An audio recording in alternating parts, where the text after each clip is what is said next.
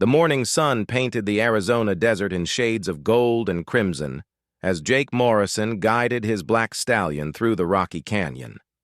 3 days had passed since he discovered the burned Apache village, and the images of destruction still haunted his mind.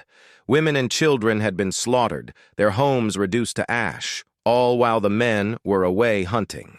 Someone wanted to make it look like a random attack, but Jake knew better. His weathered hands gripped the reins tighter as he remembered finding the government-issued rifle shells scattered near the massacre site. This wasn't the work of bandits or rival tribes. Someone in uniform had orchestrated this butchery, and Jake intended to find out who. The sound of distant voices carried on the desert wind, pulling Jake from his dark thoughts. He dismounted and crept to the edge of a rocky outcrop, peering down into a hidden valley below. What he saw made his blood run cold. 2 young Apache women, barely more than teenagers, stood with nooses around their necks on makeshift wooden platforms. Their hands were bound behind their backs, and fear filled their dark eyes. Around them, a group of men in military uniforms laughed and joked as if preparing for a celebration rather than an execution. "Make sure you get the photograph right, Henderson," called out a tall man with sergeant stripes. "The newspapers back east love pictures of justice being served on the frontier." Jake's jaw clenched as he recognized the setup. These weren't soldiers carrying out legitimate military justice. They were staging a false execution to cover up their real crimes. The 2 innocent girls were about to die for something they never did. Moving silently along the canyon rim, Jake positioned himself where he could see the entire scene below. There were 8 men total, all armed with rifles and pistols. Their horses were tied near a cluster of desert willows, too far away for a quick escape. These men felt safe in their remote location, confident that no witnesses would stumble upon their deadly theater. "String them up nice and high," shouted another soldier, a corporal with a cruel smile. "We want everyone to know what happens to Apache savages who attack innocent settlers." But Jake had seen the real attack site. No settlers had died there, only Apache families going about their daily lives. Someone was using these executions to justify the massacre he had discovered, creating a false narrative of revenge and frontier justice. The sergeant pulled out a pocket watch and checked the time. 5 more minutes, then we'll send these heathens to meet their maker. Make sure that camera is ready." Jake studied the terrain below, planning his approach. The rocky walls of the canyon provided natural cover, but getting close enough to help would mean exposing himself to multiple armed men. He had faced worse odds before, but never when innocent lives hung in the balance. His horse snorted softly behind him, and Jake turned to whisper soothing words. The stallion had been with him through countless dangerous situations, and today would test their partnership once again. Jake checked his weapons: 2 Colt revolvers, a Winchester rifle, and a razor-sharp Bowie knife. Against 8 armed soldiers, he would need every advantage he could get. The younger of the 2 Apache women began singing softly, a traditional death song in her native language. Her voice carried across the desert like a prayer, beautiful and heartbreaking at the same time. The soldiers laughed and mocked her, but Jake could see the courage in her defiance. She faced death with dignity that her executioners would never possess. "Enough of that noise," snarled the sergeant, striking the girl across the face. "Die like the animal you are." That was the moment Jake Morrison made his decision. He had spent years riding these desert lands, hunting outlaws and protecting the innocent. He had sworn an oath to defend those who could not defend themselves, regardless of their race or tribe. These 2 young women would not die today, not while he still drew breath. Mounting his stallion, Jake began his descent into the valley. The path was treacherous, winding between boulders and loose rocks that could give away his position. Every step had to be calculated, every movement silent as death itself. The soldiers below continued their preparations, unaware that judgment was riding down upon them from the canyon walls. The photographer adjusted his camera equipment while the executioners tested the ropes one final time. In minutes, 2 innocent lives would be lost unless Jake could reach them in time. His horse moved like a shadow through the desert landscape, trained for exactly this kind of approach. As they neared the valley floor, Jake could see every detail of the scene below. The fear in the young women's eyes had not diminished, but neither had their courage. They stood straight and proud, refusing to give their killers the satisfaction of seeing them break. The sergeant raised his hand, preparing to give the final signal. "Any last words before you pay for your people's crimes?" The older girl lifted her chin defiantly. "We have done nothing wrong. The spirits will judge you for this evil." "The only spirits around here are the ones you'll be joining," laughed the corporal. Jake Morrison emerged from the rocks like an avenging angel, his black stallion thundering into the valley with deadly purpose. The time for stealth had passed. Now came the reckoning that these false soldiers would never forget. Jake Morrison's entrance into the hidden valley shattered the morning stillness like thunder across the desert. His black stallion's hooves pounded against the rocky ground as he charged toward the execution site, both Colt revolvers drawn and ready. The 8 soldiers scattered like startled rabbits, diving for cover behind rocks and equipment. "What the hell?" shouted the sergeant, fumbling for his weapon. "Where did he come from?" The first shots rang out before the soldiers could organize their defense. Jake's right-hand Colt barked twice, sending 2 men spinning to the ground. His horse never broke stride, weaving between the wooden platforms where the Apache maidens stood frozen in shock. "Cut them down!" Jake roared, firing at a soldier who tried to rush the hanging posts. "Touch those ropes and you're dead men!" The corporal, with the cruel smile, managed to get behind the camera equipment, using it as a shield. "He's just one man. Spread out and take him." But Jake Morrison was no ordinary man. Years of surviving in the harshest frontier conditions had honed his skills to a razor's edge. His horse responded to the slightest pressure from his legs, spinning and dancing through the chaos while Jake's guns spoke their deadly language. A bullet whistled past his ear as he wheeled around a cluster of desert willows. 3 soldiers had grouped together near their horses, thinking they could overwhelm him with concentrated fire. Jake dismounted in one fluid motion, rolling behind a large boulder as lead slugs chipped stone around him. "Henderson, get to the girls," the sergeant commanded. "Finish what we started." Jake saw the photographer abandon his equipment and race toward the hanging platforms. The man drew a pistol as he ran, intent on completing the executions before this mysterious rescuer could stop him. The older Apache maiden watched him approach with fierce determination in her dark eyes. Rising from cover, Jake's Winchester rifle found its mark.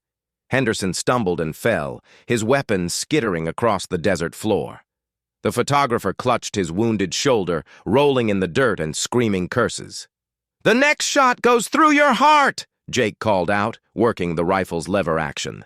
"Stay down!" But the soldiers were regrouping. The sergeant and 3 others had taken positions behind a natural rock formation, creating a crossfire that covered both hanging platforms. Jake realized they planned to use the Apache women as human shields, forcing him into an impossible choice. "Give it up, stranger," the sergeant yelled. "You're outnumbered and outgunned. Ride away now and we'll let you live." Jake's answer came in the form of 2 more rifle shots that sent stone chips flying around the soldiers' heads. "The only ones dying today are murderers and cowards." The younger Apache girl began working at her bonds, using the distraction of the gunfight to try freeing herself. Her movements were small and careful, hoping the remaining soldiers wouldn't notice her efforts. Jake saw what she was doing and deliberately drew more fire to keep attention focused on himself. His stallion had taken cover behind the hanging platforms, trained to stay close during battle but out of the direct line of fire. Jake whistled softly, and the horse moved closer, positioning itself where Jake could reach his saddlebags. Inside were items that would change the balance of this deadly game. The sergeant tried a different approach. "You're making a big mistake, mister. These savage women killed innocent settlers. They deserve to hang for their crimes." "I've seen your handiwork," Jake replied, pulling a stick of dynamite from his gear. "Burned village, slaughtered families. You're the real savages here." The corporal's voice carried a note of panic. "How could he know about that? We made sure there were no witnesses." "Shut up, you fool," the sergeant snapped, but the damage was done. Jake now had confirmation that these men were responsible for the Apache village massacre. Working quickly, Jake lit the dynamite fuse with a match from his vest pocket. The small stick of explosive wouldn't be enough to kill all the remaining soldiers, but it would scatter them and give him the opening he needed. He counted down the seconds, then hurled the dynamite toward the rock formation where his enemies had taken shelter. The explosion sent dirt and stone flying through the valley. 2 soldiers stumbled out of the dust cloud, coughing and temporarily blinded. Jake's revolvers cut them down before they could raise their weapons. That left only the sergeant and one other man still fighting. "This ends now!" Jake shouted, advancing through the settling dust. "Come out and face justice like men!" But the sergeant had one more card to play. While Jake dealt with the other soldiers, the military leader had worked his way around to the hanging platforms. He now stood behind the older Apache maiden, pressing his pistol against her head. "Drop your weapons or the squaw dies," he commanded, his voice shaking with desperation. "I'll blow her brains out." Jake froze. His guns trained on the sergeant, but unable to fire without risking the young woman's life. The Apache maiden showed no fear, even with death pressed against her skull. Her eyes met Jake's, and she gave the slightest nod, as if telling him to do what needed to be done. "You killed her people," Jake said quietly. "Innocent families who never harmed anyone. What kind of soldier murders children in their sleep?" "The kind who follows orders," the sergeant snarled. "There's a bigger picture here that you don't understand. These Apache lands are worth millions to the right people." The truth finally emerged. This wasn't about military justice or frontier violence. Someone powerful wanted Apache territory and was willing to commit genocide to get it. The massacre, the staged executions, the false evidence, it was all part of a larger conspiracy to steal tribal lands. "Who gave you those orders?" Jake demanded, keeping his weapons ready. "Who's paying you to murder innocent people?" The sergeant's laugh held no humor. "Men whose names you'll never live to repeat. This goes all the way to—" His words were cut short by the whistle of a thrown knife. The younger Apache maiden had freed one hand and grabbed a blade from Henderson's belt. Her aim was perfect, the knife finding its mark in the sergeant's gun arm. He screamed and stumbled backward, his pistol firing harmlessly into the air. Jake's Colt spoke one final time, and the sergeant crumpled to the desert floor. The last remaining soldier threw down his weapon and raised his hands in surrender, his face pale with terror. "Please don't kill me," he begged. "I was just following orders. I never wanted any part of this." Jake kept his gun trained on the cowering soldier while moving to free the Apache maidens. "Then you're going to help me expose the truth about who's behind these murders." With trembling hands, Jake Morrison cut the ropes binding the 2 Apache maidens. The younger girl rubbed her wrists where the rough hemp had chafed her skin, while the older one maintained her dignified composure despite the ordeal she had endured. Both women stepped down from the hanging platforms with quiet grace that spoke of inner strength forged by generations of survival. "Are you hurt?" Jake asked, in the few Apache words he knew, supplemented by hand gestures. The older maiden shook her head and replied in clear English, "We are unharmed, but our people lie dead because of these men's greed." Her voice carried the weight of profound loss, mixed with burning determination for justice. The surviving soldier, a young private named Collins, sat slumped against a boulder with his hands still raised. Sweat poured down his face despite the morning chill, and his eyes darted nervously between Jake's guns and the bodies of his former comrades scattered around the valley floor. "Start talking," Jake commanded, holstering one revolver but keeping the other aimed at Collins. Who ordered the attack on the Apache village? Who's behind this land grab? Collins swallowed hard, his voice barely above a whisper. It was Colonel Heartfelt from Fort Apache, but he's taking orders from someone in Washington. They want to clear out all the Apache tribes so some railroad company can build through their territory. The pieces of the puzzle began falling into place in Jake's mind. The railroad boom was bringing unprecedented wealth to those with inside information about planned routes. Eliminating Native American tribes from valuable land was often the first step in these schemes, usually accomplished through forced relocations or broken treaties.